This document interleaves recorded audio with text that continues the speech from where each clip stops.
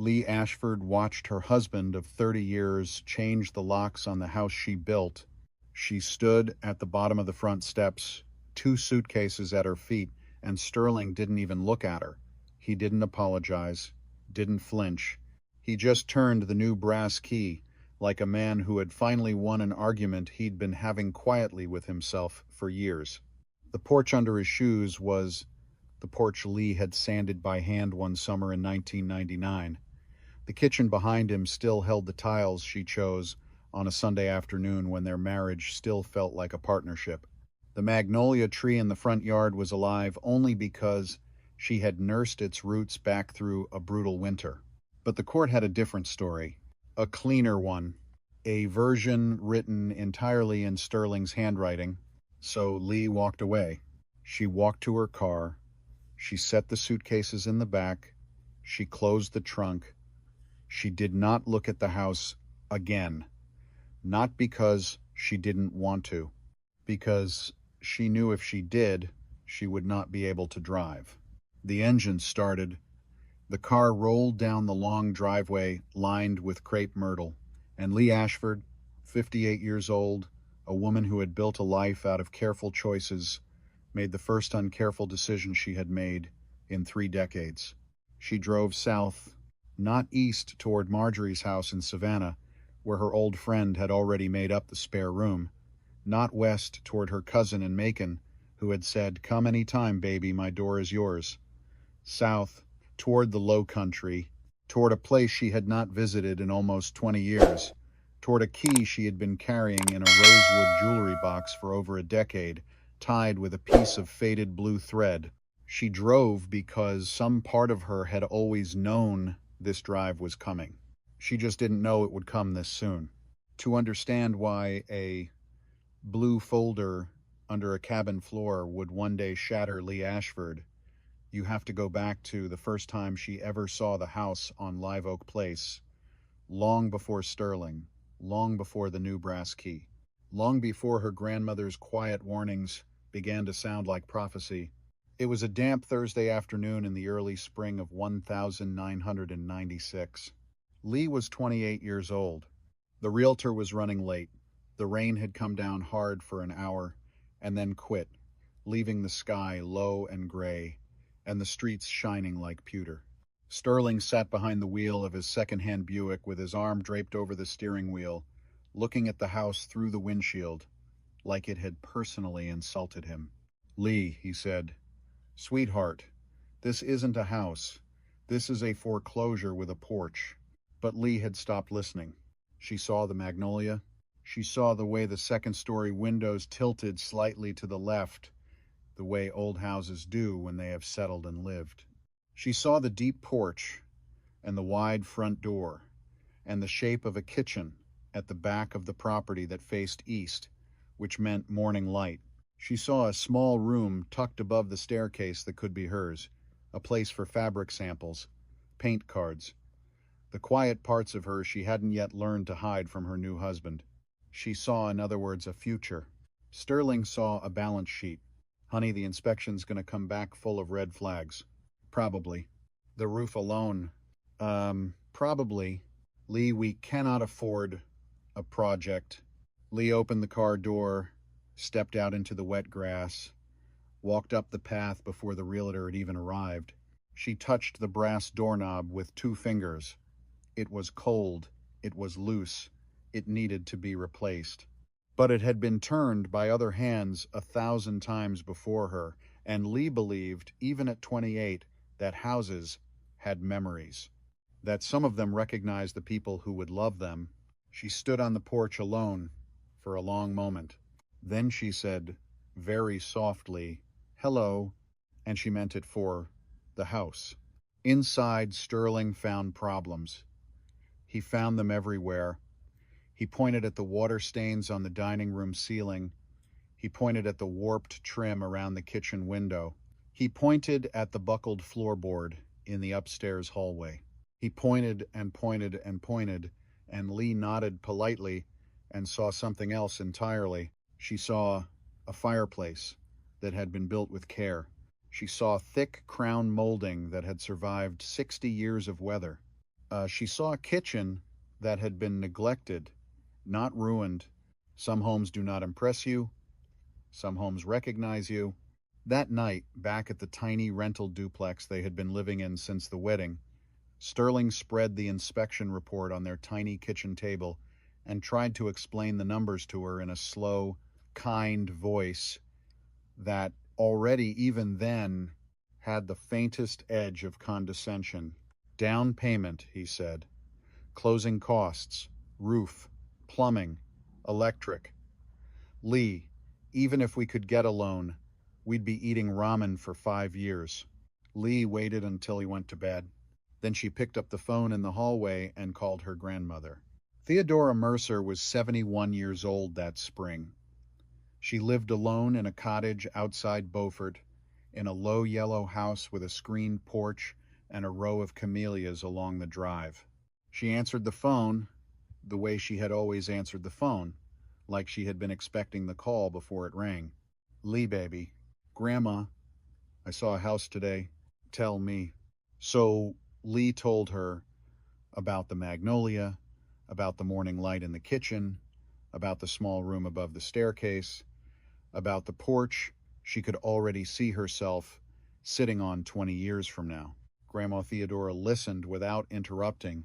When Lee was finished, there was a long pause on the line, just the sound of cicadas through the open window of the cottage 2 hours away. Then her grandmother said one sentence. Did it feel like yours?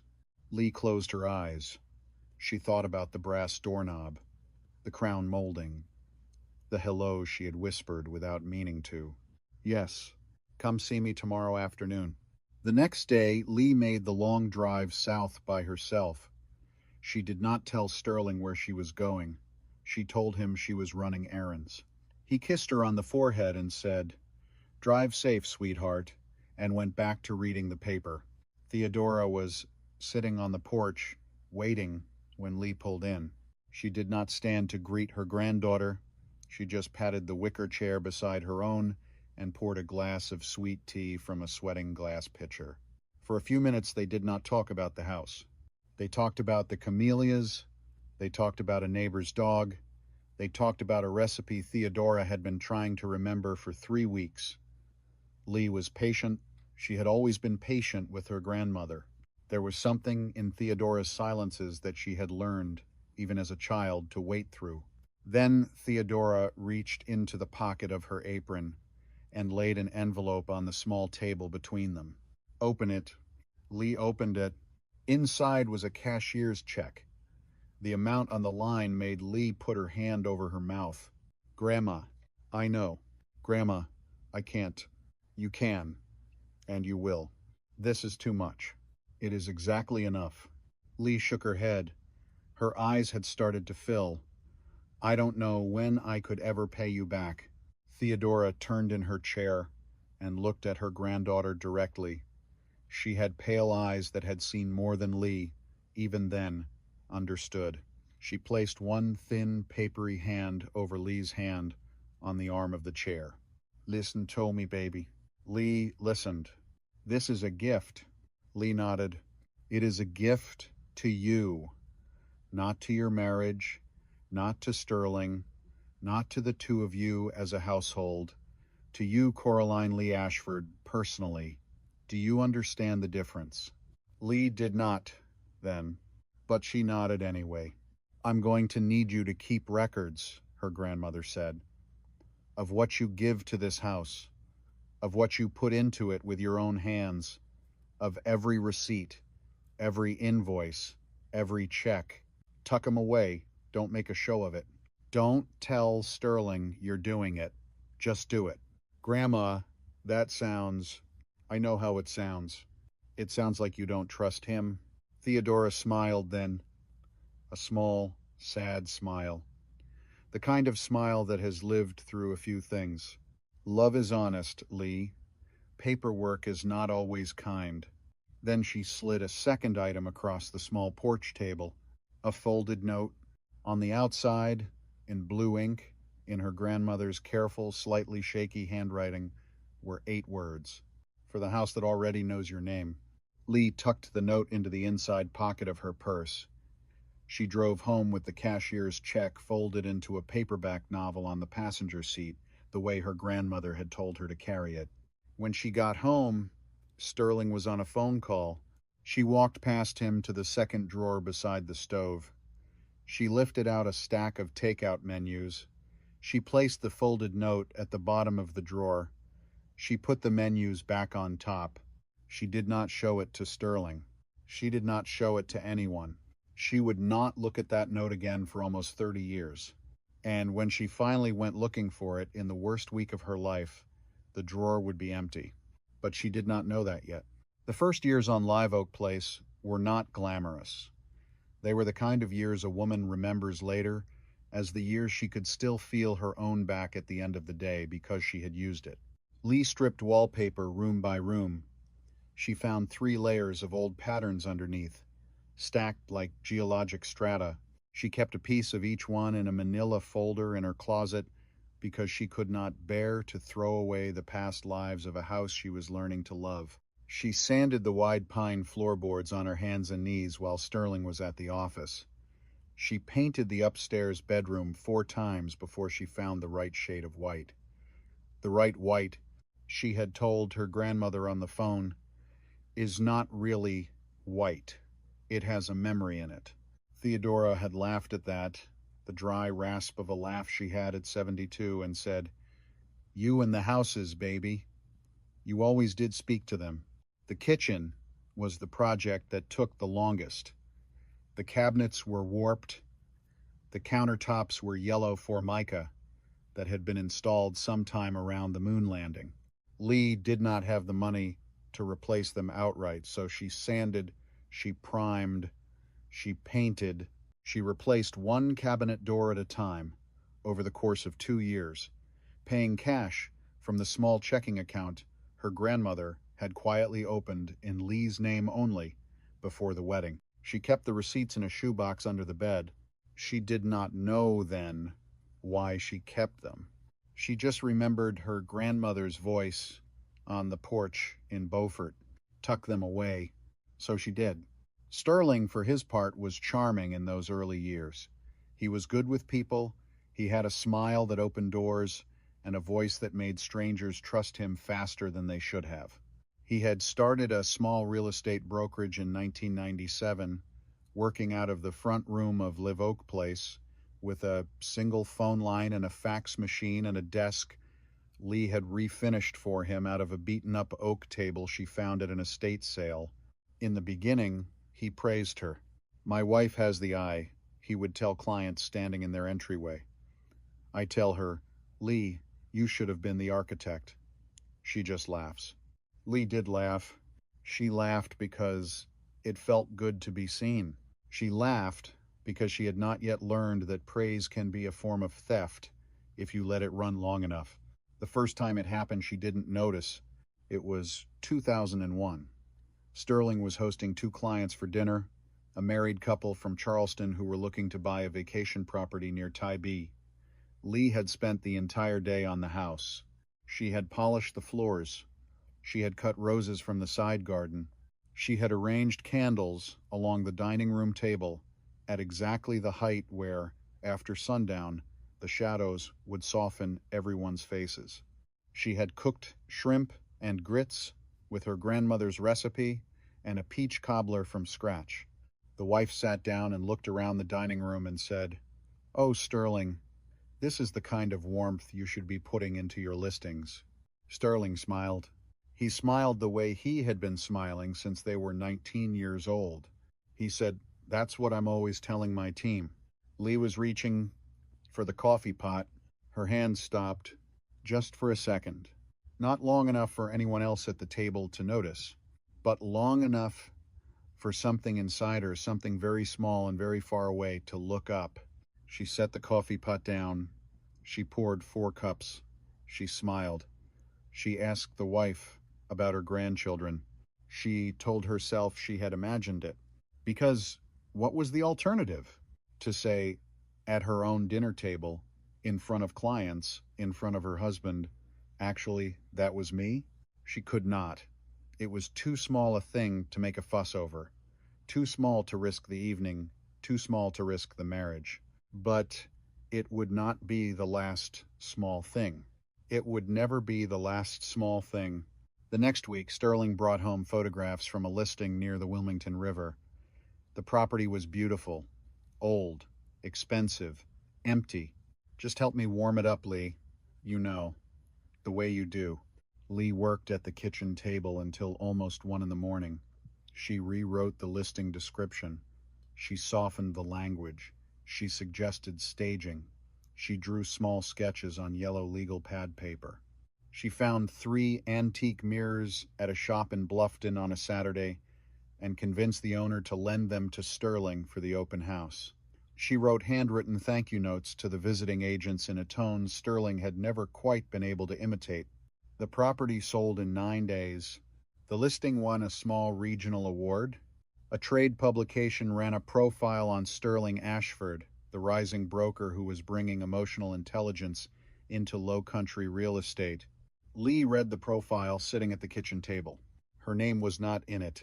Sterling came up behind her and kissed the top of her head. Looks pretty professional, doesn't it? She wanted to say something. She felt the something rising in her throat. She felt her grandmother's voice somewhere underneath the something saying, "Love is honest, Lee." Paperwork is not always kind.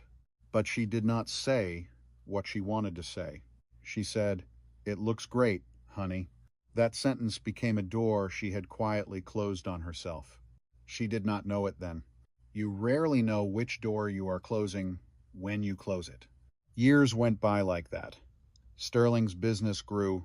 Sterling's website was redesigned. A line appeared on the homepage. Creative property staging by Sterling Ashford. Lee made the staging boards. Sterling made the photographs. Lee made the client packets. Sterling shook the client's hands. And the house. The house was hers. That was the thing she held on to.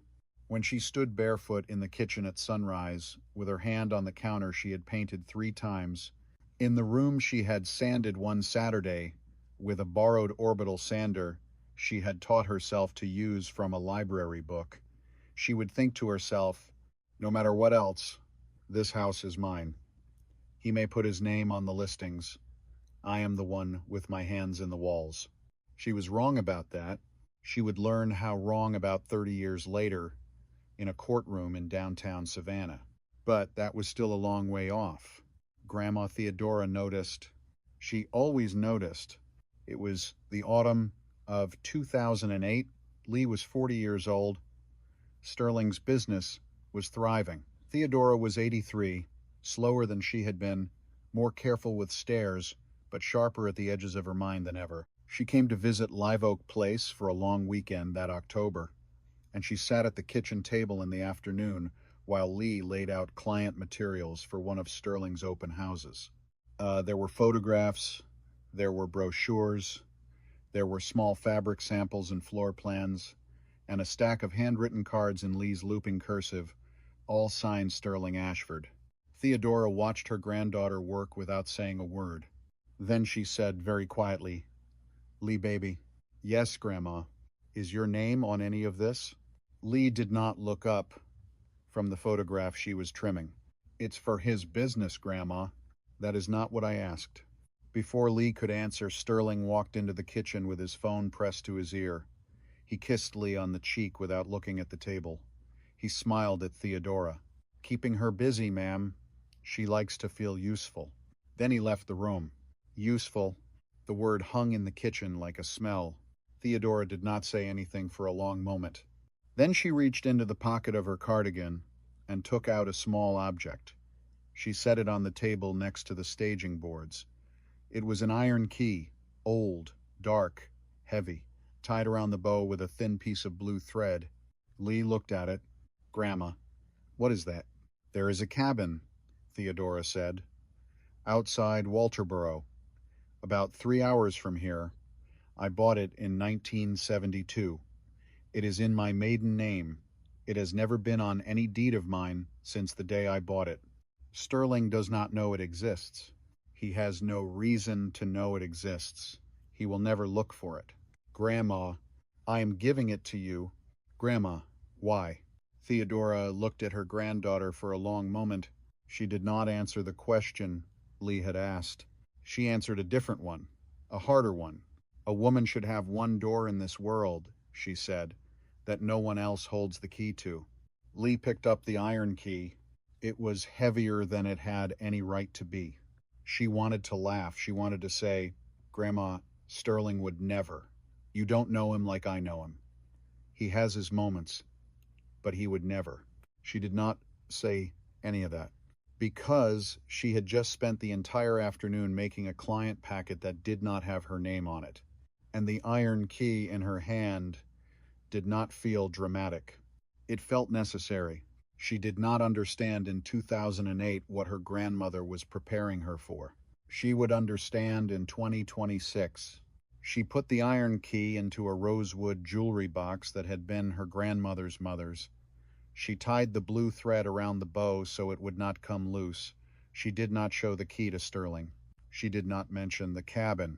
She did not visit it. Not once. Not in 18 years. The key just sat in the rosewood box on her dresser, beside earrings she rarely wore, and the years went by, and Sterling's business kept growing, and Lee's name kept disappearing in increments so small that she only noticed them when she was very tired or very honest, and most days she was neither. In the spring of 2015, Theodora got sick. It was not a long illness. Theodora was not the kind of woman who would have permitted a long illness. She caught pneumonia in February. She lingered until early May. She died on a Tuesday morning with the windows of her bedroom open and the camellias in bloom outside. Lee drove down to Beaufort 3 times during those final weeks. The last visit was at the end of April. Theodora was very thin by then. Her hands looked like paper. Lee sat beside the bed and held one of those hands and tried very hard not to cry because Theodora had never had any patience with crying. After a long time, Theodora said, Lee, I'm here, Grandma. Has Sterling put anything in front of you lately? Lee blinked. What do you mean? Papers. The room got quiet around the word. A few, Lee said. Refinancing. Insurance. Just business things. Nothing unusual. Theodora closed her eyes. She was quiet for so long that Lee thought she had fallen asleep. Then she said, without opening her eyes, There is an envelope in my dresser, top drawer, under the lavender sachet. Take it home with you. Do not open it. Grandma, do not open it, Lee. When do I open it? You will know when. Grandma, please, I don't understand. Under the kitchen table at the cabin, Theodora said. Her eyes were still closed. Her voice was very faint. Third floorboard from the left. It is loose. Leave it loose. Grandma, promise me. I promise. Theodora opened her eyes then. Pale eyes. Old eyes. Eyes that had seen things she had never told her granddaughter about. And Lee, she said, Yes, if the papers ever start telling a story you do not recognize. Yes, go to the cabin. Lee found the envelope in the top drawer of her grandmother's dresser, exactly where Theodora had said it would be. It was a plain white envelope, sealed, with no writing on the front. It felt thin. It felt like it contained maybe a single folded sheet of paper, maybe 2. She did not open it. She drove home with the envelope on the passenger seat and put it in the bottom of her cedar chest under a stack of old linens and a Bible that had belonged to her grandmother's mother. Theodora died 9 days later. The funeral was small. Lee stood at the graveside in Beaufort and held Sterling's arm and did not cry. Sterling cried. Sterling cried in a soft, dignified way, with one tear running down each cheek. And several people at the reception afterwards said how moving it was that he had loved her grandmother so much. Lee did not cry until that night, alone, in the bathroom at Live Oak Place, with the door locked and the water running. She thought about the iron key in the rosewood box. She thought about the unopened envelope in the cedar chest. She thought about her grandmother's last instruction, go to the cabin. She told herself she would not need to. The years between 2015 and 2024 were the slow years. That is what Lee would call them later, after everything. The slow years, the years she did not see what was happening because it was happening too slowly to see. Sterling started bringing home more papers. He brought them home in folders. He brought them home in manila envelopes.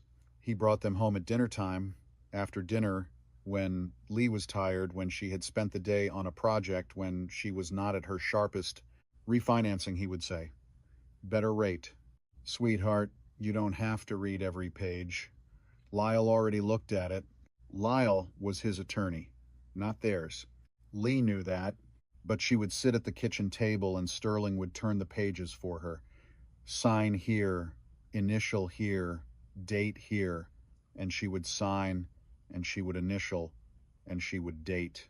And once or twice a year, her pen would hover over a line that mentioned title structure or beneficial interest or something else she did not entirely understand, and she would ask, and Sterling would lean down and smile and say, that is just lender language, honey. The house stays with us. This just makes everything cleaner, cleaner. Cleaner was his word. It was his favorite word. He used it the way other men used honey or darling, like a small kiss on the forehead, a reassurance. Cleaner. She would sign. He would gather the papers before the ink had fully dried. He would kiss the top of her head. He would say, thank you, sweetheart. This helps more than you know. And then he would leave the kitchen with the folder under his arm, and the house would feel, for reasons Lee could not yet name, a little less hers. In January of 2026, Sterling told Lee they needed to talk. It was a Sunday morning. He made coffee. He made it the way he had always made it. Strong. A little too strong. He set a mug in front of her at the kitchen table and sat down across from her with his hands folded. Lay, Sterling, this isn't easy to say. She knew before he said the next sentence what the next sentence was. She had known, she would think later, for years. She just had not let herself know that she knew. I think we both deserve to be happy. Sterling, I have been talking to Lyle about how to make this as gentle as possible. Sterling, stop. For both of us, Lee, I want this to be respectful. I want this to be clean. There it was, that word. For the first time in 30 years, Lee heard it for what it was. Not a kiss on the forehead. A locked door. She did not cry at the kitchen table. She did not yell. She did not say any of the things she would think of later, in the shower, in the car, at 2 in the morning. She just sat very still while her husband of 30 years used the word clean about the end of her life as she had known it. The divorce papers arrived on a Monday morning in early February. Lee was outside, pruning the camellias along the side of the house. The mail carrier handed her the certified envelope and looked at the ground. Some news, Lee would think much later, arrives before you open it. She brought the envelope into the kitchen. She set it on the table. She did not open it. She stood at the sink and washed 3 coffee mugs and a butter knife. She wiped the counter. She watered a fern.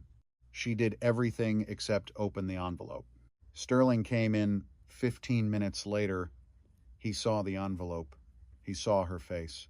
For 1 second, the man behind the manners showed. Then the manners returned. I wanted to talk to you before that came. No, Lee said, quietly. Without turning around, you wanted it to arrive before I could ask questions. He did not answer that.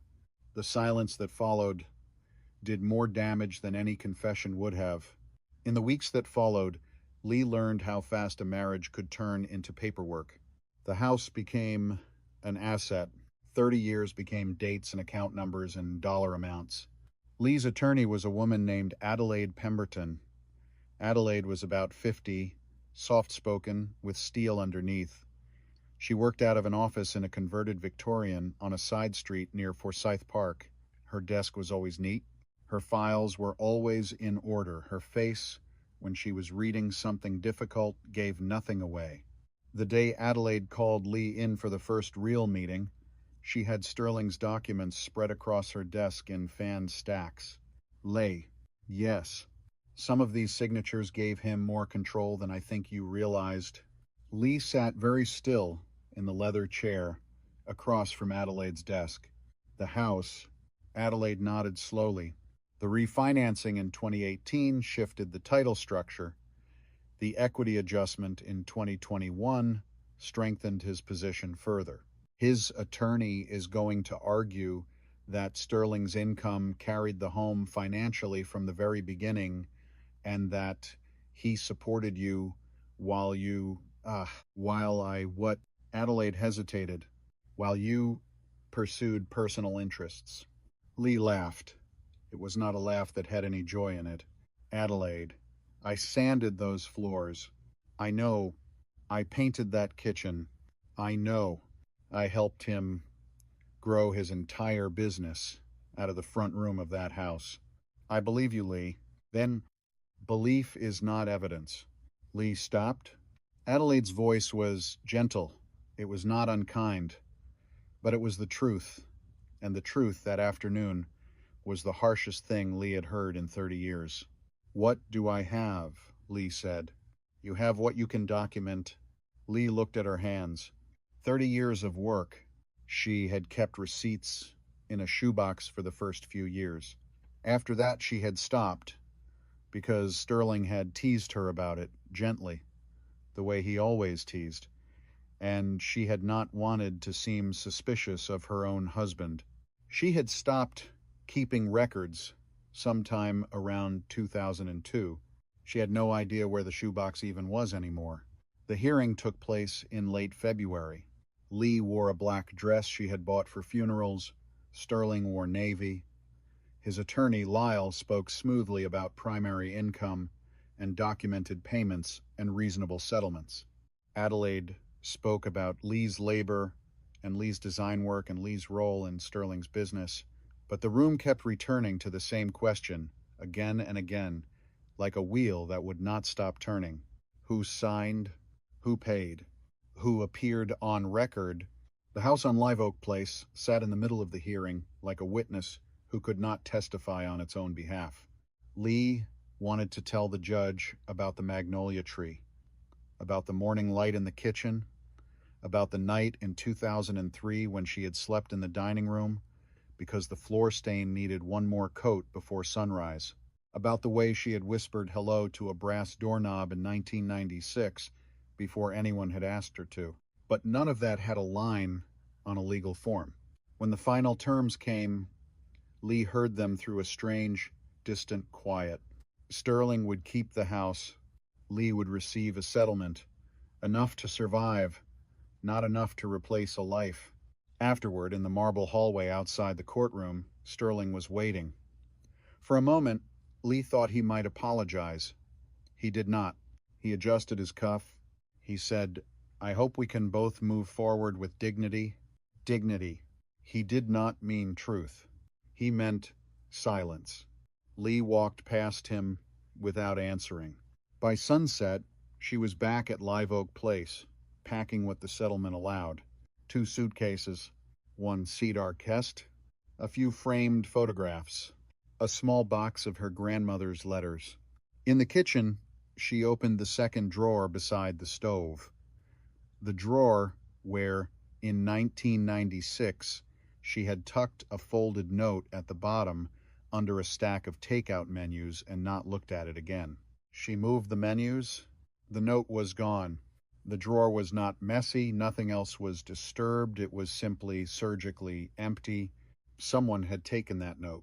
By hand, a long time ago. Lee stood very still in the kitchen of the house she had built. She looked at the empty drawer for what felt like a long, long time. She thought about her grandmother's voice on a porch in Beaufort in 1996. Love is honest. Paperwork is not always kind. She thought about an iron key, tied with a piece of blue thread. She thought about an unopened envelope at the bottom of a cedar chest. She thought about a cabin she had never seen. She closed the drawer. She picked up her suitcases. She did not say goodbye to the house. Some goodbyes, she understood, are made before you knew they were beginning. She drove south. The road to Walterboro did not feel like an escape. Not at first. It felt like driving with a question in the passenger seat. Lee kept both hands on the wheel.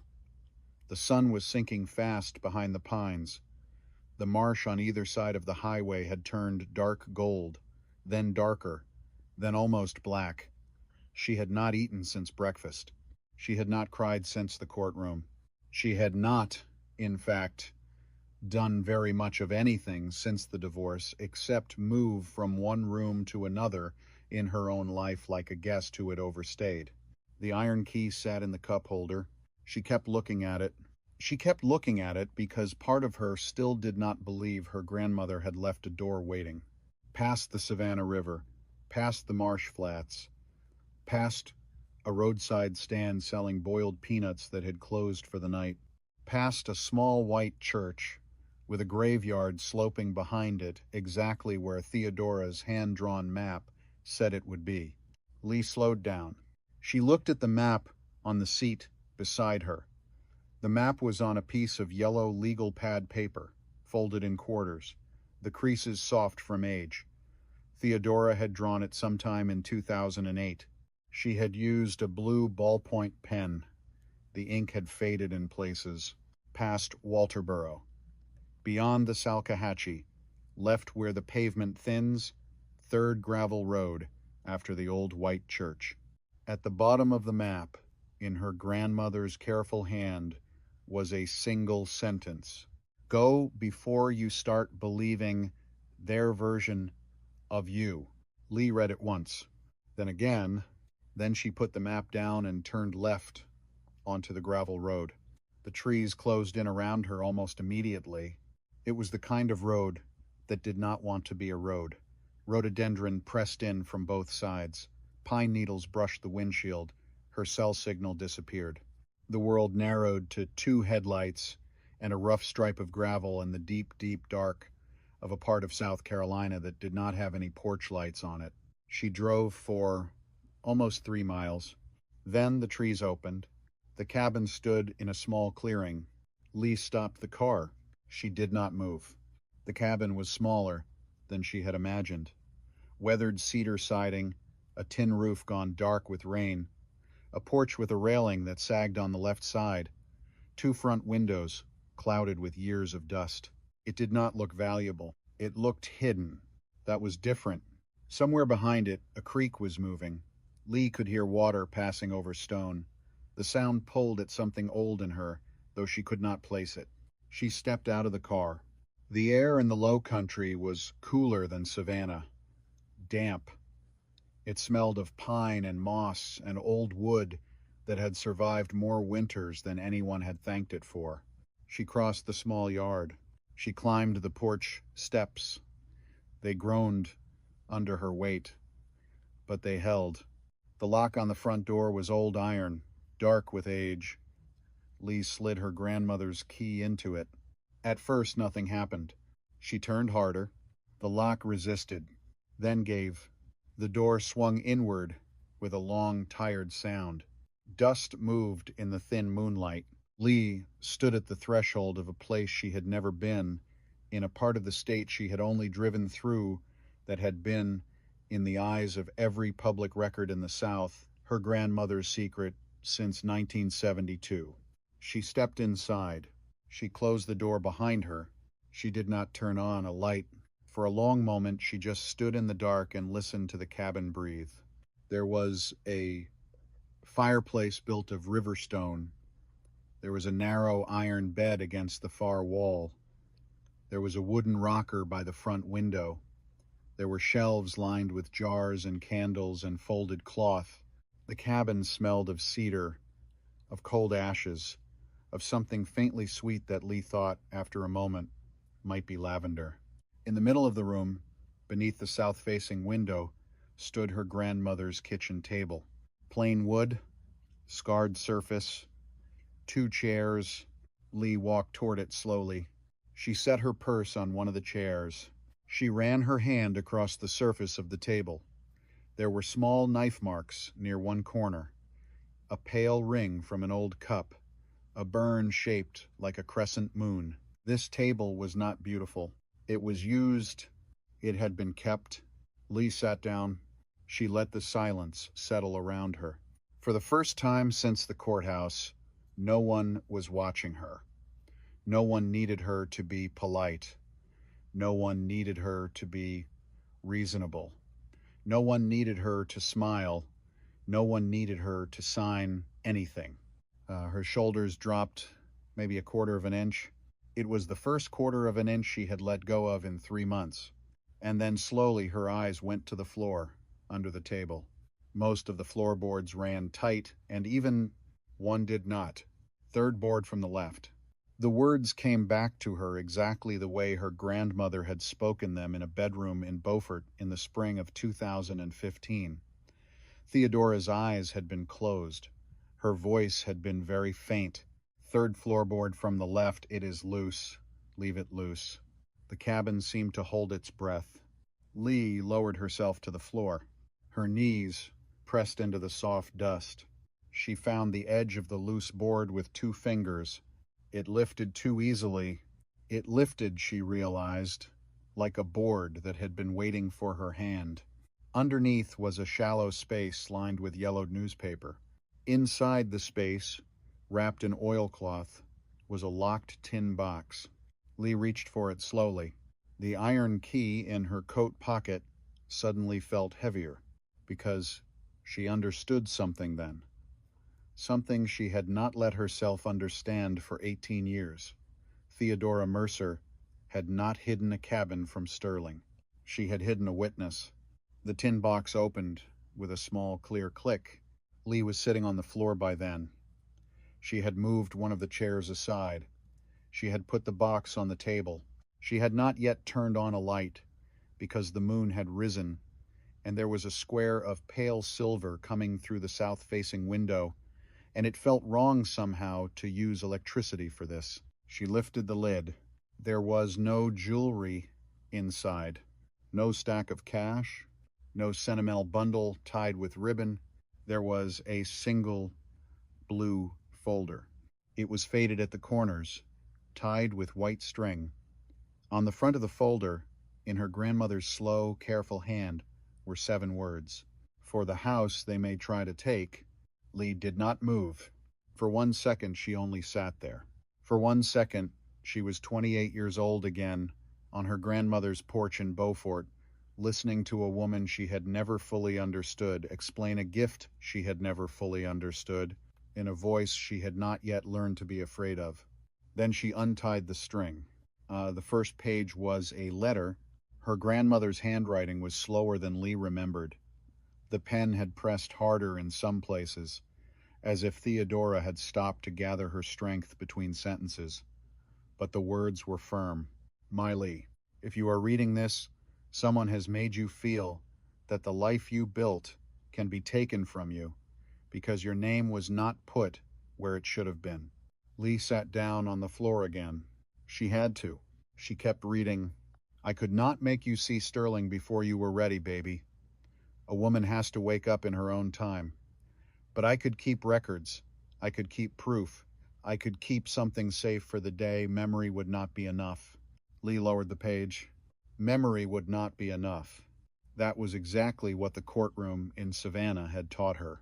She opened the folder wider. The first document underneath the letter was a copy of the cashier's check Theodora had handed Lee on a porch in Beaufort in the spring of 1996. The original was 30 years gone, but Theodora had photocopied it. The bank stamp was clear. The amount was clear. The memo line, in Theodora's careful block letters, read, Gift to Corlin Lee Ashford, personal family contribution, separate from marital assets. Lee read it twice, then a third time, because for months, Sterling's version of the house had been sounding official. Sterling's version had a notary and a refinance and a title structure. Now, her grandmother's version had a bank stamp. Behind the photocopy of the check were more documents, transfer records, deposit slips from 1996, a receipt from the closing attorney.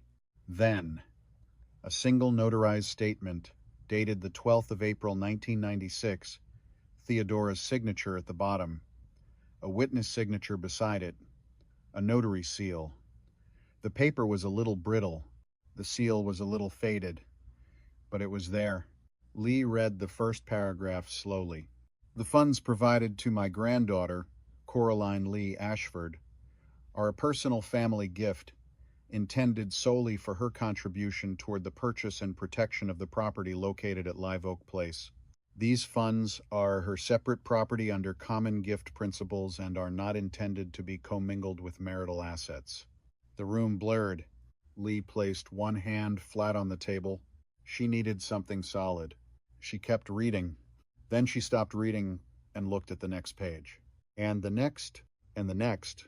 There were receipts, tile receipts, lumber receipts, paint receipts, porch railing receipts, garden drainage receipts, a receipt for the orbital sander Lee had bought herself in 1997 to refinish the dining room floor, paid for from the small private checking account Theodora had opened in Lee's name only before the wedding. Some of the receipts were in Lee's handwriting. Others had little notes in Theodora's hand, in pencil, paid from Lee's personal account. Kitchen restoration, $1,998. Paid from Lee's personal account. Front porch repair, 2001. Materials selected and purchased by Lee. Garden drainage, 2004. Theodora had been keeping records for her granddaughter for decades, in a tin box, under a kitchen table, in a cabin Sterling Ashford did not know existed. Lee put her hand over her mouth, because then came the photographs. Lee in old jeans beside a stack of floorboards. Lee standing in the unfinished kitchen, hair tied back, paint on her wrist, her mouth open in a laugh. Lee kneeling in the garden with mud on her knees, planting hydrangeas, looking up at the camera with a smile she had not seen on her own face in 20 years.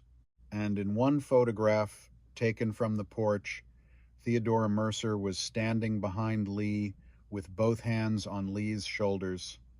She was smiling the way she always smiled in the late years, soft, a little tired, but very clear. On the back of that photograph, in pencil, Theodora had written, "This is the day she began making the house live again." Lee pressed the photograph to her chest. She bent forward over the table, and then she broke, not loudly, not beautifully, not in any of the ways grief gets described in books. Her shoulders curled in, her breath caught, her face crumpled. The grief she had carried so carefully since the courthouse, the grief she had carried since long before the courthouse, the grief she had been carrying for 30 years without ever quite letting herself name it, finally slipped out of her hands. She cried because Theodora had believed her before there was a case. She cried because the house had not imagined her. She cried because someone had known that a woman's labor could be stolen twice. First by a man, then by the record he controlled. And then she stopped crying, because at the bottom of the folder was one more page. It was a list, a long list, 20 names, 20 phone numbers, 20 addresses, old contractors. A former closing assistant from the original 1996 purchase, a retired bookkeeper who had worked one summer for Sterling's brokerage in 2003, 3 neighbors from Live Oak Place, 2 suppliers from the kitchen renovation, the man who had built the porch railing in 2001. At the top of the list, Theodora had written in pencil 4 words: People who saw what you did. Lee wiped her face with the sleeve of her cardigan. The list changed the room. The cashier's check proved money. The receipts proved labor. The notarized statement proved intent. But the list meant she might not have to stand alone. She looked around the cabin, the dust, the lavender, the cold fireplace, the loose floorboard still leaning against the leg of the table. Theodora had not built a hiding place.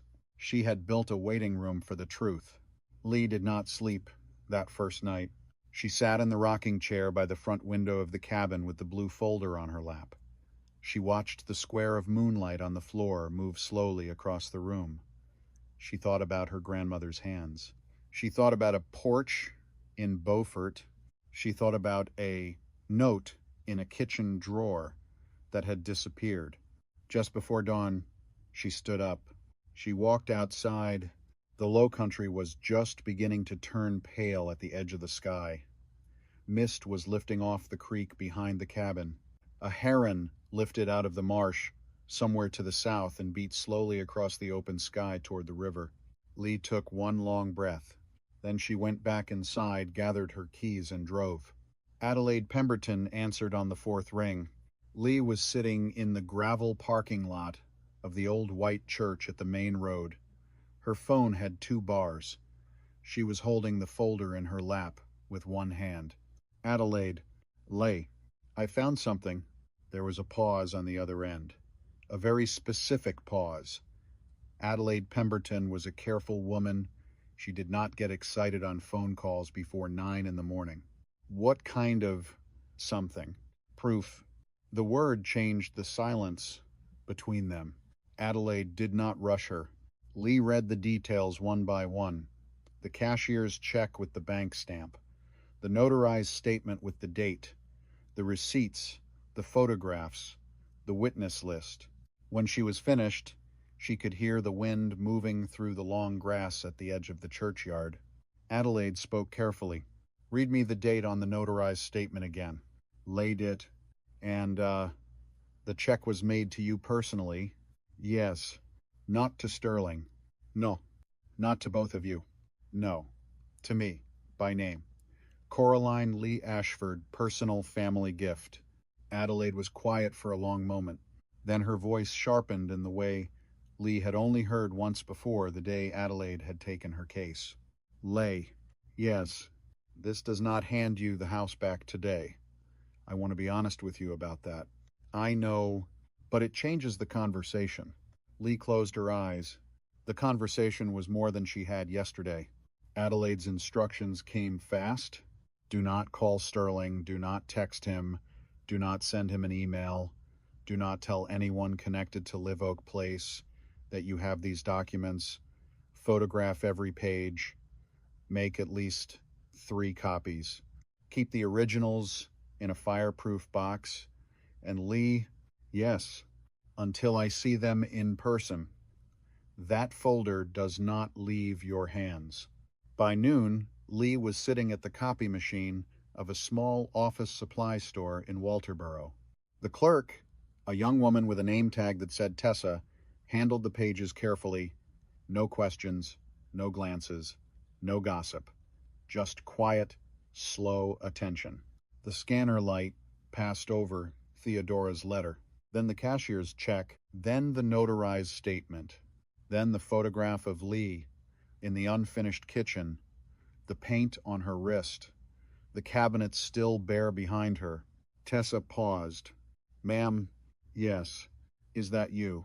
Lee looked down at the photograph. Yes, you looked happy. Lee did not have an answer for that. She had remembered the work. She had remembered the loss. She had forgotten the happiness.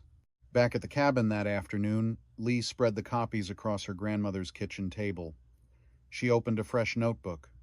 For the first time in years, the columns were not for Sterling's listings. They were for her name. Number, what they saw, what they might still have. The first call went to Garrison Holloway. He was a retired carpenter in his early 70s who had built the porch railing on Live Oak Place in 2001. He answered on the second ring. Hello. Mr. Holloway, speaking. This is Lee Ashford. There was a pause. From the house on Live Oak Place, outside Savannah. You built the porch railing for us in 2001. Uh, there was another pause, a longer one. Then Garrison Holloway said slowly, "You are the wife who knew the measurements." Lee's pen stopped on the notebook page. "Yes, your husband talked more, but you were the one who knew the house." She had to put her hand on the table. He kept talking, slowly, like a man who had been waiting 25 years for someone to call. "I remember he asked me to put the final invoice under his name, said it kept the bookkeeping clean. I thought it was strange at the time. I had been talking to you about the railing for 3 weeks. You picked the spindle pattern. You drew me the sketch on a napkin, but he is the one who paid me. So, Mr. Holloway." "Garrison, ma'am. Garrison. Do you still have any records from that job?" There was a longer pause. "Maybe. Maybe? I am a careful man, Mrs. Ashford. I do not throw away invoices. I have a steel filing cabinet in my garage. It has every job I ever did in it. The receipts may be in there. Would you look?" "I would. Yes, ma'am." "Garrison." "Yes. Why did you keep them?" He was quiet for a long moment. "Because something about that job did not sit right with me," he said.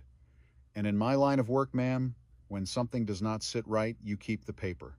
Before Lee could call the next name, her phone lit up on the table. "Sterling." Lee stared at the screen. Adelaide had not contacted him yet. No one was supposed to know. The phone rang once, twice, 3 times, then stopped. A voicemail notification appeared. She did not play it. She put the phone face down on the table. She kept calling the list. The second call went to a woman named Willa Crenshaw. Willa had been the closing assistant at the title company that handled the 1,996 purchase of Live Oak Place. She had been 23 years old then. She was now 53. Willa remembered Theodora Mercer immediately. That woman, yes. She came in 3 times before the closing, Mrs. Ashford. 3 times. She asked for copies of everything: the gift letter, the wire confirmation, the closing packet, the settlement statement. She had me make her a duplicate set on her own dime. I have not had a client ask me for that before or since. She kept copies. She made me keep copies too. What? She came in 2 days after closing. She sat down in my office. She said to me, "Willa, I need you to do me a favor. I need you to keep a complete file on this transaction. Not at the office. At your house. In your own filing cabinet." I was 23. I did not know what to make of it, but there was something in the way she asked. So I did it. Lee was holding the edge of the table. "You still have them?" "I still have them, Mrs. Ashford. I never threw them out. Every time I cleaned out my filing cabinets over the years, I would see that folder, and I would think, that woman knew something. So I left it." "Willa." "Yes. Would you be willing to provide them to my attorney?" "I would. Yes, ma'am. I would be honored to." Lee hung up. She stared at the table for a long time. Theodora had not been guessing. She had been preparing from the start, from before the start. The next call went to a woman named Marjorie Calloway. Marjorie had been a neighbor on Live Oak Place since 1998. She was Lee's closest friend in the neighborhood. She had been the friend who had offered to make up the spare room on the night Lee left. Marjorie did not have records, but Marjorie had memory. "Lee, honey, you were always out there. Always. In every season. I would walk my dog past your house, and you would be on a ladder, or in the garden, or up on the porch with a paint can. I used to tell my husband, that woman is renovating that house with her bare hands." And Sterling would come home in the evenings in his pressed shirt, park the car, and walk inside like the house had fixed itself. "Marjorie." "Yes. Would you be willing to testify to that?" There was a pause. Then Marjorie laughed. It was a low, fierce laugh. The kind of laugh that has been waiting a long time. Sweetheart, I would be willing to take out a billboard. Lee did not laugh, but she smiled. For the first time in 3 months, she smiled. She kept calling. By the end of that afternoon, she had spoken to 9 of the 20 people on Theodora's list.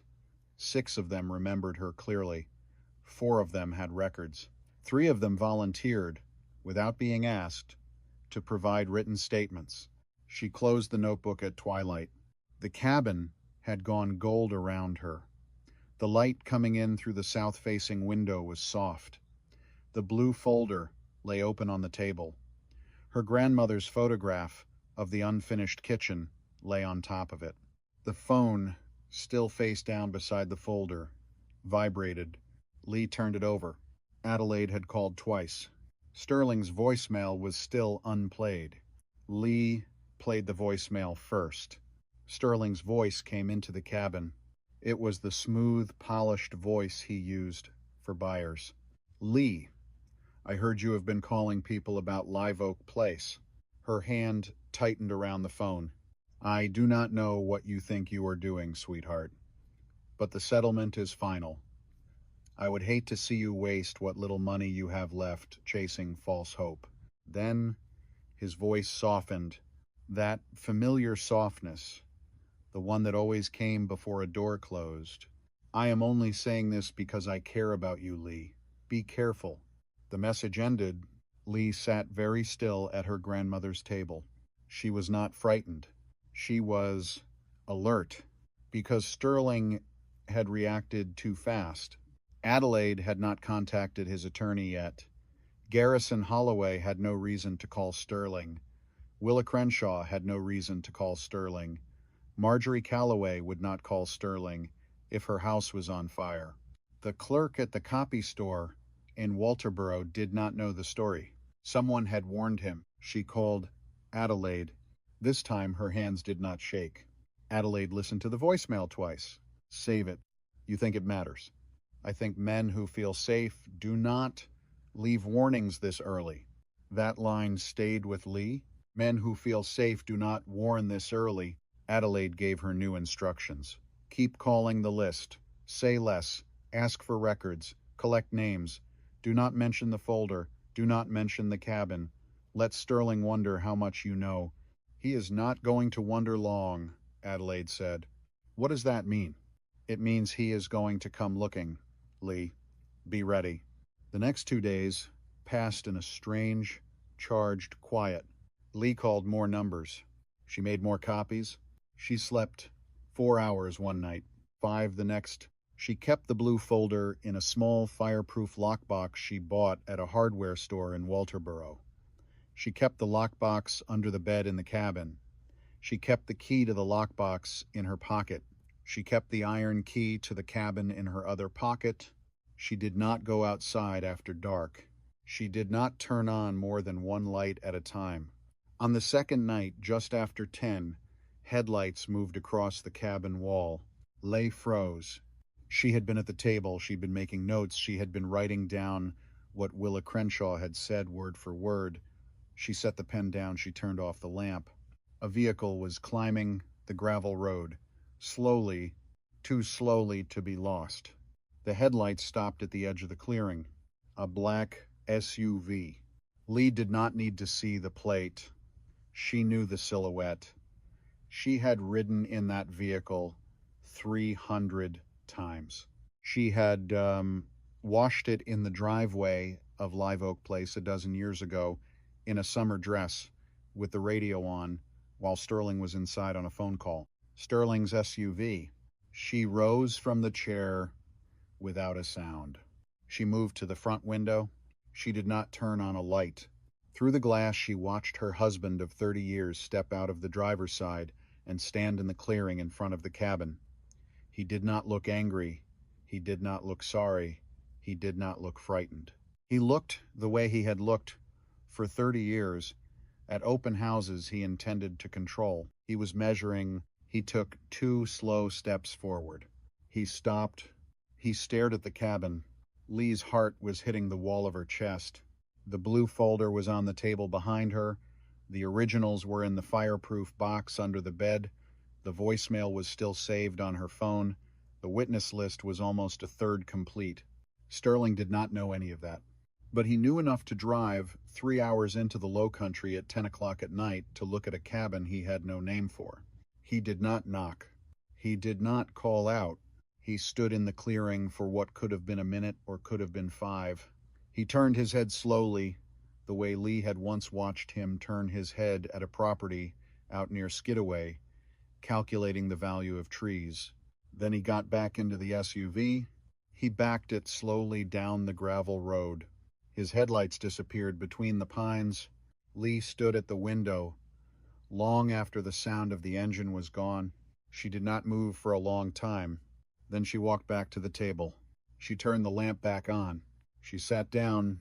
She placed both palms flat on the wood, on the small knife marks, and the pale ring from an old cup, and the crescent burn that had been there since long before she was born.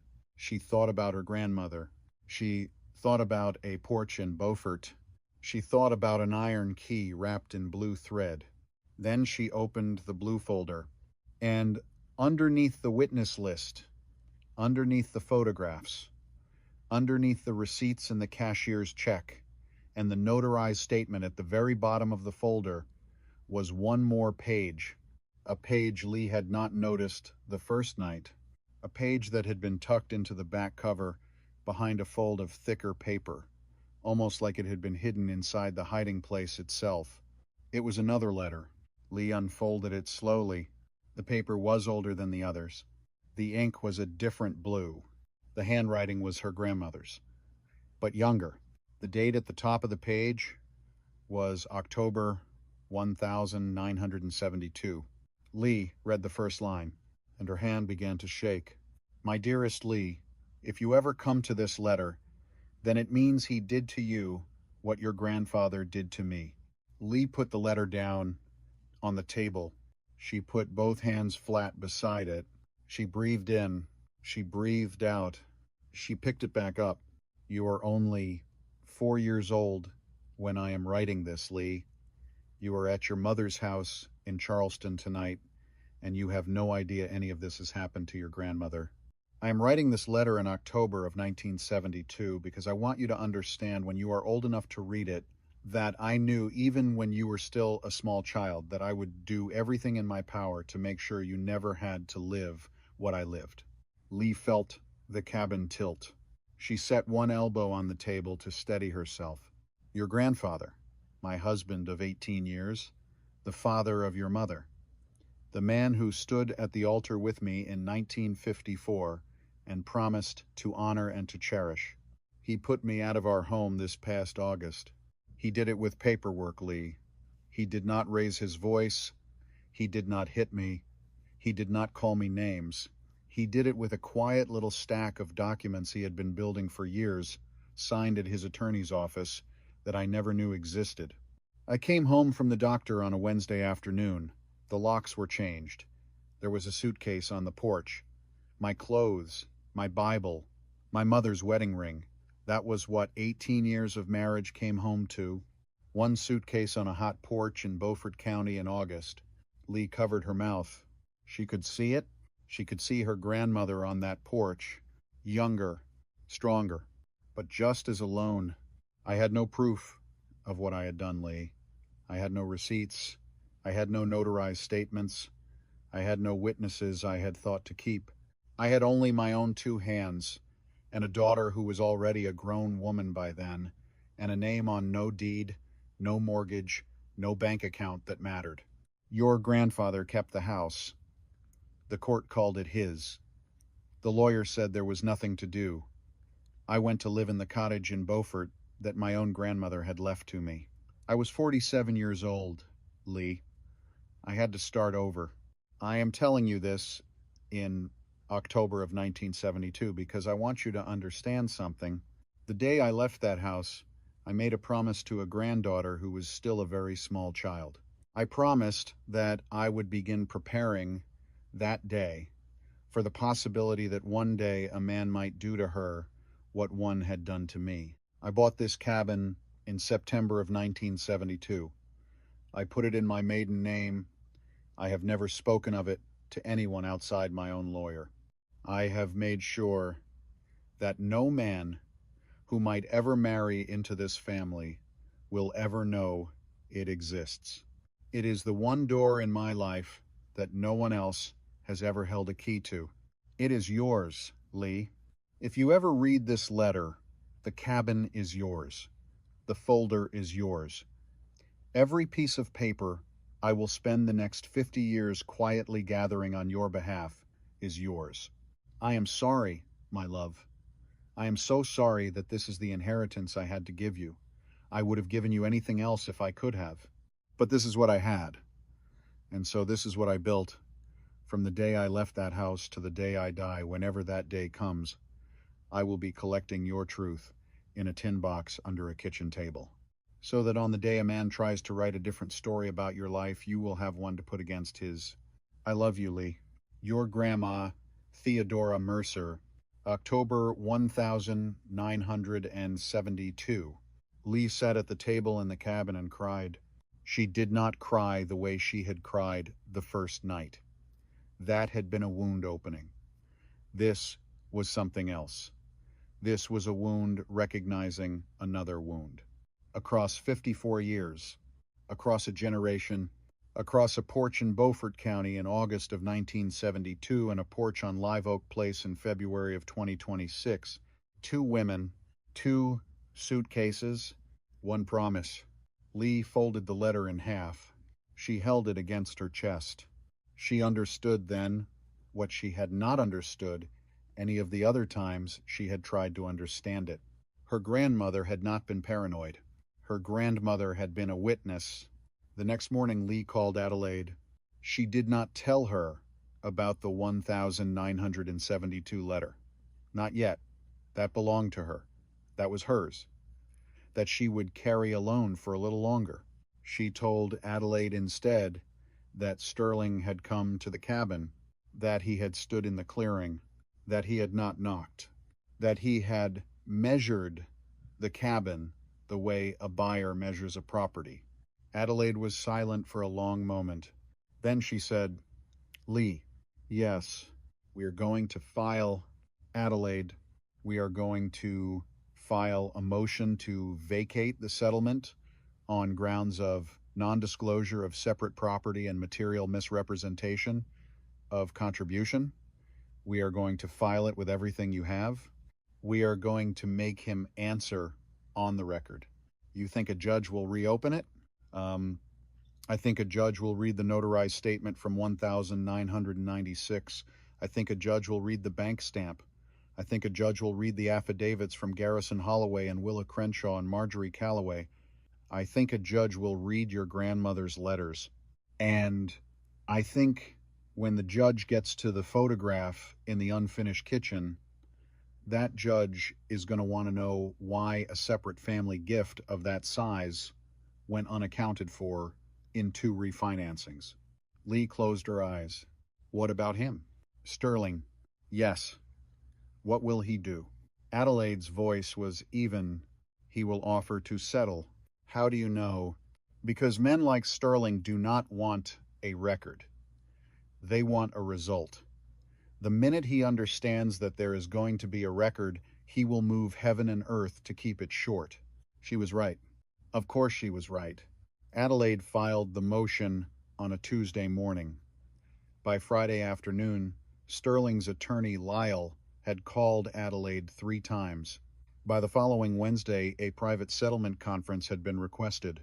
By the Friday after that, Lee was sitting in a glass-walled conference room on the 5th floor of an office building in downtown Savannah, with the river visible through the window behind her, waiting for her husband of 30 years to walk through a door. She did not feel afraid. That was the part that surprised her most. She had thought she would feel afraid. She did not. She felt awake. The room was quiet. Adelaide sat to her left. The blue folder, in a leather portfolio now, sat on the table in front of them. Lee had a glass of water she had not touched. Her hands were folded in her lap. She was wearing a navy dress and a small pearl earring set that had belonged to her mother. The door opened. Sterling walked in. He was wearing the same navy suit he had worn to the courthouse. He had a fresh shave. He smelled like the cologne he had worn for 25 years. His attorney, Lyle, followed half a step behind him. Lyle was tall, lean, expensive-looking, the kind of attorney who carries a leather folio so thin it could only hold one page. Sterling did not look at Lee when he sat down. He looked at the leather portfolio in front of Adelaide. That was the first thing Lee noticed. Then the second. His confidence no longer filled the room before he did. Lyle spoke first. He spoke smoothly. He spoke about unfortunate misunderstandings. He spoke about wanting to avoid reopening old wounds. He spoke about how no one wanted to drag families through public records. He spoke for almost 4 minutes without saying anything specific. Adelaide let him finish. Then she opened the leather portfolio. She did not say anything. She just laid the first document on the table. The notarized statement from the 12th of April, 1996. Original notary seal, witness signature. Sterling looked at it. He did not pick it up. He did not have to. Adelaide laid the second document on the table. The cashier's check, photocopied with the bank stamp. The memo line clear. GIF to Coraline Lee Ashford. Personal family contribution, separate from marital assets. Sterling's mouth tightened. Adelaide laid the third document on the table. Garrison Holloway's signed affidavit, notarized, dated, with an attached invoice from August 2001, original carbon copy made out in Garrison's own handwriting to Mrs. Lee Ashford, Live Oak Place. Sterling's jaw moved. Adelaide laid the fourth document on the table. Willa Crenshaw's signed affidavit with photocopies of the duplicate closing file Theodora Mercer had asked her to keep in 1996. Adelaide laid the fifth document on the table. Marjorie Calloway's signed affidavit, 3 pages, detailed, specific, dates, memories. The summer Lee had refinished the floor in the dining room. The spring she had saved the magnolia. Sterling did not move. Adelaide laid the sixth document on the table. A transcript of Sterling's voicemail to Lee, dated 3 weeks earlier. I would hate to see you waste what little money you have left chasing false hope. Sterling's eyes flickered, just for a second, but Lee saw it. Lyle cleared his throat. He started to speak. Adelaide did not look at him. She placed one final item on the table. It was the photograph. Lee in the unfinished kitchen, hair pulled back, paint on her wrist, cabinets bare behind her, sunlight coming in through the eastern window that Lee had refused for 30 years to let Sterling replace, because she said the light came in like the house remembered itself. Adelaide turned the photograph over so that the back was facing Sterling. On the back, in pencil, in Theodora Mercer's slow, careful hand, were 10 words. This is the day she began making the house live again. Sterling looked at the photograph for a long time. He did not pick it up. He did not move. For the first time in 30 years, Lee Ashford watched her husband sit at a table with no ready sentence. Lyle cleared his throat. Again, my client would like to discuss a settlement. Adelaide nodded once. So would mine. It took 2 hours. 2 hours of Lyle making offers. 2 hours of Adelaide rejecting them. 2 hours of Sterling adjusting his cuffs and looking at the photograph and looking away from the photograph and looking back at it. Lee said almost nothing for the first hour and a half. She just sat. She watched. She kept her hands folded in her lap. She felt the small pearl in her left earring against her jaw and remembered with great clarity the afternoon her mother had given her those earrings. Her mother had said, Coraline Lee, these belong to your grandmother's mother. There has been a woman in this family wearing them at every important table she ever sat at. She thought, I am sitting at an important table. Then, somewhere in the middle of the second hour, Lyle made an offer that was almost generous. Almost. Lee finally spoke. Her voice was low. It was clear. It was steady. It did not shake. Sterling, he looked at her. It was the first time he had looked directly at her since he had walked into the room. I am not here because I want the house back. He blinked. Slowly. I love that house. I built much of what makes it valuable. You know that. I know that. His eyes moved. What I want, Sterling, is one sentence. Lay. One sentence in the legal record. Lay. We can. Not negotiable. There it was. The first time she had used that word with him in 30 years. It hung in the conference room like a struck bell. Sterling looked at Lyle. Lyle looked at Adelaide. Adelaide slid a single sheet of paper across the table. It was the sentence Lee had asked Adelaide to write. It read, in plain language, Coraline Lee Ashford has made substantial, documented financial and personal contributions to the acquisition, restoration, and increased value of the property at Live Oak Place over the duration of the marriage. These contributions are acknowledged on the record. Sterling read it. He read it twice. His attorney leaned over and whispered to him. Sterling did not respond. He read it a third time. Then he looked across the table at Lee.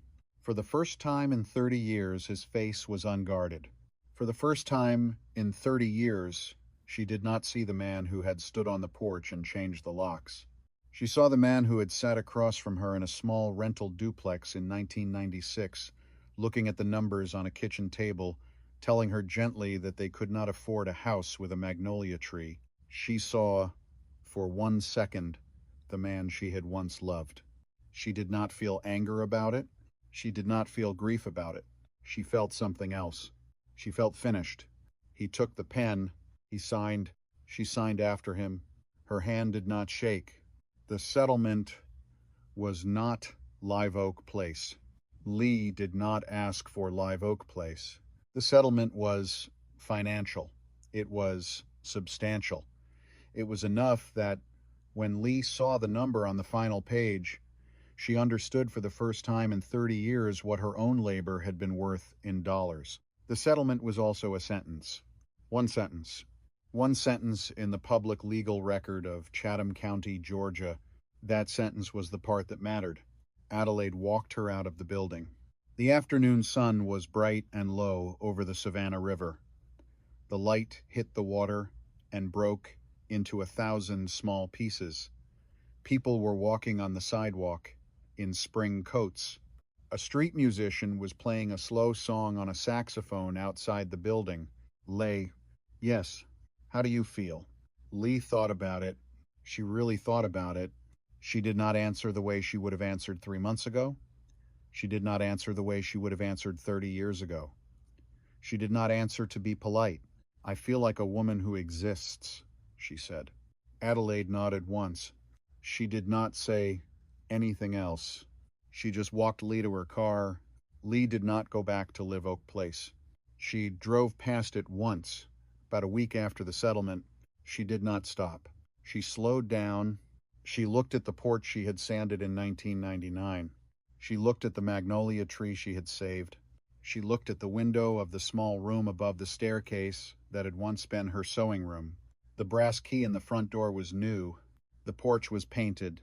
The hydrangeas she had planted in 2004 were coming up along the side of the house. They were a deeper blue this year than she had ever managed to get them. Pain rose in her chest. It settled, not gone, but not driving anymore. She drove on past the house. She drove south. She drove all the way back to the cabin. Because Lee Ashford had figured out, somewhere between the conference room and the river, what she had not been able to say to Adelaide in any of the months before, she did not want to win her way back into a room that had taught her to vanish. She wanted a different room. She wanted a room that had recognized her first. The cabin needed work, real work. The roof needed patching. The porch needed leveling. The kitchen window stuck halfway open and would not close without a hand on it. The old wood stove had to go. There was a soft place in the floor near the back door that had to be torn out and replaced. Lee used the settlement carefully, not to make the cabin grand, to make it livable, to make it strong, to make it hers. Um, she hired a roofer from a small company in Walterboro. She hired Garrison Holloway to come down for 3 days and rebuild the porch. He brought his own grandson with him, a quiet 18-year-old named Caleb, and the three of them worked from sunup to sundown, and Lee made them iced tea and cornbread. And on the last evening, Garrison sat on the new porch and looked at the rebuilt railing and said, "Mrs. Ashford, um, Lee, this is good work. Thank you, Garrison. You picked the spindles. I did. I knew you would." He smiled at her. He had a slow, kind smile. The kind of smile a woman did not see often in a man, not anymore. Not the smile of a man trying to charm her, the smile of a man who saw her work and said the work was good. Lee did not cry that night. She just sat on the new porch for a long time after Garrison and Caleb left and listened to the creak behind the cabin. The grief was still there, too. It would always be there. She knew that now. But there was something else there, too, for the first time in a very long while. There was room. Spring turned to summer. Lee planted a garden. She did not plant the things she had planted at Live Oak Place. She did not plant hydrangeas. She did not plant gardenias. She did not plant magnolias. She planted tomatoes. She planted basil and rosemary and thyme. She planted okra and pole beans. She planted things that fed her. For 30 years, she had planted things that had to be beautiful. This year, she planted things that had to be useful. The garden was the first thing she did at the cabin that no one else had any opinion about. It was also the first thing she did at the cabin that she did entirely for herself. By the end of June, the cabin had been painted on the inside. She did not paint it white. She painted it a soft, pale yellow, the color of the inside of her grandmother's cottage in Beaufort. By the end of July, she had built a long workbench under the south-facing window. She had set up shelves. She had unpacked her old fabric samples and her paint cards and the things she had quietly carried out of Live Oak Place in a single cedar chest. She had laid them all out on the workbench. She had stood back and looked at them. 40 years of work, 40 years of choices, 40 years of a woman's eye. She framed her grandmother's 1972 letter and hung it on the wall above the workbench. She framed the 1996 photograph of herself in the unfinished kitchen and hung it beside the letter. She did not hang any photographs of Sterling. She did not throw the photographs of Sterling away. She just put them in a box. The box went in the back of the closet. The closet was not locked. It did not need to be. In August, a woman from down the road came to the cabin. Her name was Etta Sangster. She was about Lee's age. She had bought a small farmhouse near the river about 2 years earlier, after her own divorce, and she had been quietly trying to figure out how to make the kitchen work for an 80-year-old building. She had heard about Lee from the woman at the hardware store in Walterboro. She came up the new porch steps with a tin of cookies and a worried expression. "Mrs. Ashford, Lee, I am told you have an eye." Lee looked at her for a long moment. She thought about Sterling 25 years ago, telling a couple from Charleston, "My wife has the eye." She thought about how he had taken that sentence. She thought about how he had used it. She thought about how, today, in the doorway of her grandmother's cabin in the Low Country, a woman she had never met before was returning the sentence to her, the way you return a borrowed dish. "Come in," Lee said. "You sure?" "Yes." Etta Sangster's kitchen became Lee Ashford's first project. It was not glamorous. It was a small, low-ceilinged farmhouse kitchen with a back door that stuck and a window over the sink that faced east. Etta could not afford to gut it. Lee did not gut it. Lee did what she had always done. She listened to the house. She listened to the woman who lived in it. She rearranged. She repainted. She refinished the cabinets. She moved a small breakfast table from the corner to the window so that Etta could have her coffee in the east light. The whole project cost Etta less than $1,200. Etta cried at her own kitchen table the morning Lee finished. "You did not make this fancy," Etta said. "No, you made it mine." "Yes." Etta told her sister. Her sister told a friend. The friend told two more friends. By October, Lee Ashford had a small business. She did not have a website. She did not have a logo. She did not have a name for it. She did not need one. The women of the Low Country knew where to find her. They drove out to the cabin on Saturday afternoons in their old cars. They brought tins of cookies and bottles of sweet tea and pictures of their kitchens on their phones. They sat at her grandmother's table. They told her what they wanted. They did not call her Mrs. Ashford. They called her Lee. Lee did the work. In November, she opened a small studio account at the bank in Walterboro. She named the business on the account paperwork, Mercer and Hand. The teller looked up. "That is a nice name, Mrs. Ashford." "Lay. Lay. It is for my grandmother. What does the and hand mean?" Lee thought about it for a moment. "It means my hands," she said. "Hers and mine." In December, Sterling sold Live Oak Place. Lee did not hear about it from Sterling. She heard about it from Marjorie Calloway. Marjorie called her on a cold gray afternoon and said, very gently, "Lee." "Yes." "He sold it?" "To whom?" "A young couple from Atlanta. They are good people, Lee. I met them." The woman cried when she walked into the kitchen. She kept saying she could not believe the light in there. Lee was quiet for a long moment. She had thought she would feel something larger than she felt. Pain, anger, loss, some kind of long, wrenching grief. What she felt instead was small. A flicker, then quickly something else. She thought about a woman she had never met crying in the kitchen on Live Oak Place because of the light. She thought, good. She thought the house found someone else who could hear it. She thought that is how houses survive. "Thank you, Marjorie." "You okay?" "Yes." "Lee?" "Yes. I am proud of you." Lee held the phone for a moment after Marjorie hung up. Then she set it down on the workbench. She walked outside. She stood on the porch she had rebuilt with Garrison Holloway in the spring.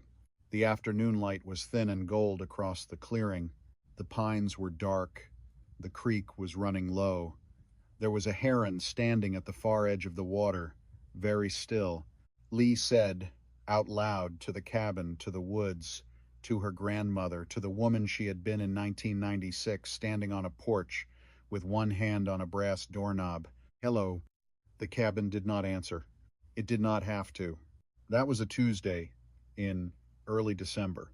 By the following spring, Lee Ashford was 60 years old. She had her business, she had her cabin, she had a garden that fed her through most of the summer.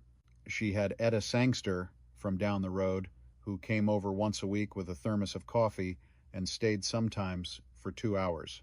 She had Marjorie Calloway, who drove down from Savannah every other month, and slept in the guest room that Lee had built into the back of the cabin out of what had once been a small storage closet. She had her grandmother's letter framed above her workbench. She had a small wooden box on her dresser that held, side by side, the iron key tied with blue thread and the brass key to her own front door. She had no contact with Sterling. She did not need any. The last thing he had ever said to her in the marble hallway outside the courtroom in February of 2026 was, "I hope we can both move forward with dignity." He had meant silence. She had walked away. In the end, she had taken something better than dignity. She had taken her name. On a warm evening in late May, Lee was standing on the porch of the cabin with a cup of coffee in her hand. The sun was going down behind the pines. The light was the color of a peach right before it splits open. Somewhere along the creek, a frog was beginning to call. She thought about her grandmother. She thought about a porch in Beaufort in 1996. A pitcher of sweet tea sweating on a small wicker table, an envelope with a cashier's check inside it, a folded note in blue ink with 8 words on the outside, "For the house that already knows your name." She had thought for 30 years that her grandmother had meant Live Oak Place. She understood now that her grandmother had not meant Live Oak Place. Her grandmother had meant this porch, this cabin, this life. This evening light over a clearing in the Low Country, on a piece of land that had been waiting under a maiden name since 1972, in a place no man's paperwork had ever been allowed to touch. The house that already knew her name had not been the one Sterling had taken. It had been the one Theodora Mercer had hidden for 58 years, so that one day, in the worst week of her granddaughter's life, there would be a door. Lee finished her coffee. She set the cup on the porch rail. She turned to go back inside. A pickup truck was coming up the gravel road. A young woman was driving. She had not been to the cabin before. She was holding her phone with one hand, checking the map. Lee could see her squinting through the windshield, trying to make sure she had the right place. Lee lifted her hand. The young woman saw her. The young woman smiled. She rolled down the window. "Mrs. Ashford?" Lee, I am so sorry to come unannounced. Etta Sangster gave me your number, and I tried to call, but the signal—" "Come in, sweetheart." "Are you sure?" "Yes." The young woman parked the truck. She got out. She climbed the porch steps Garrison Holloway had rebuilt. She was maybe 32 years old. She had her hair tied back. She looked tired. She looked the way Lee had looked once, in a different kitchen, in a different life. "I just bought a little house," the young woman said. "Outside Yemassee. It is in bad shape. My husband says we cannot afford to fix it. But I love it. I think I love it. I do not know how to explain." Lee opened the door of the cabin. She held it open for the young woman to step inside. She thought, very clearly, of a porch in Beaufort, of her grandmother's voice, of a single question her grandmother had asked her in the spring of 1996. She turned to the young woman. "Come sit at my table," Lee said. "I want you to tell me something."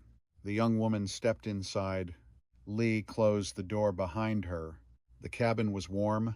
The light through the south-facing window was gold. The blue folder sat on a shelf above the workbench, tied with white string.